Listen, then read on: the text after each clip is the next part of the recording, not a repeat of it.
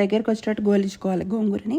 మొత్తం పచ్చివాసనపై మొత్తం దగ్గరికి రావాలి. దాంట్లో కొంచెం పసుపు ఉప్పు కూడా వేసి మొత్తం దగ్గరికి వచ్చేటట్టు గోలించుకున్న తర్వాత ఇంకా మనం పోపు రిమైనింగ్ ప్రాసెస్ అంతా చేసుకోవాలి. ఇప్పుడు చూడండి గోంగూర అంతా ఎంత అయిపోయింది, ఎంత ఉండే మొత్తం ఎంత అయింది దగ్గరికి వచ్చేసరికి. ఇది వల్లంవారి ఫార్మ్స్ వాళ్ళది గోంగూర. మొన్న రేడియోస్ రెబీ ఈవెంట్లో తీసుకొని వచ్చిన తర్వాత గోంగూరను ఒక్క రుబ్బాలి, బాగా మెత్తగా రుబ్బద్దు. దానికి తగ్గట్టు అందాదాకే వేస్తున్నాను. అన్ని ఎండుమిర్చి, కొన్ని ఎల్లిపాయలు సన్నగా కట్ చేసి వేసేసిన, దాంట్లో కొన్ని ధనియాలు అన్నీ వేసి ఆయిల్లో బాగా ఫ్రై చేసుకోవాలి. మన కారంకి తగ్గట్టు అందాదకు అన్నీ ఫ్రై చేసుకున్న తర్వాత అది కూడా సపరేట్గా మళ్ళీ గ్రైండ్ చేసుకొని, రెండు కలిపి గ్రైండ్ చేస్తే ఏంటంటే మెదగాయి.